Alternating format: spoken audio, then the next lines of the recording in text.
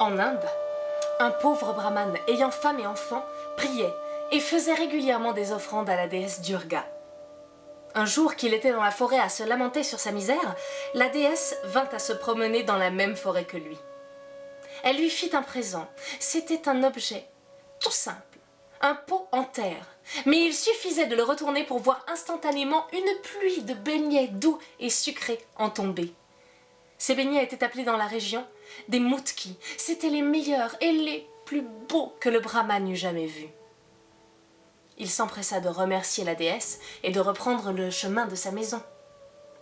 En route, vers midi, il s'apprêta à manger quelques mutki. Mais, comme il n'avait pas encore fait ses ablutions ni dit ses prières, il s'arrêta dans une auberge près d'un étang. Il confia le pot à l'aubergiste en lui recommandant à plusieurs reprises d'en prendre le plus grand soin. Pendant ce temps-là, l'aubergiste, qui avait été étonné de voir l'importance que le brahman accordait à ce simple pot en terre, se mit à l'examiner. Et alors qu'il le retourna, une pluie de beignets en tomba. L'aubergiste s'empara du pot en terre et le remplaça par un pot d'apparence semblable. Le brahman, après ses ablutions, récupéra son pot et reprit la route pour rentrer chez lui.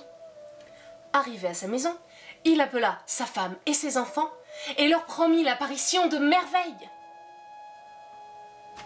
Évidemment, il ne se passa absolument rien. Le brahman courut alors chez l'aubergiste et lui réclama son pot. Celui-ci feignit de ne rien comprendre et mit le brave homme à la porte. Le brahman retourna se lamenter dans la forêt et retrouva la déesse Durga, qui lui offrit un second pot en terre. Il le retourna bien vite, et à ce moment-là, une vingtaine de démons d'une taille gigantesque et à l'aspect terrible sortirent et se mirent à le battre.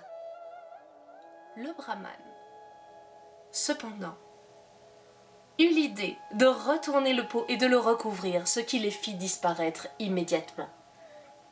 Il retourna chez l'aubergiste et lui fit les mêmes recommandations que la première fois.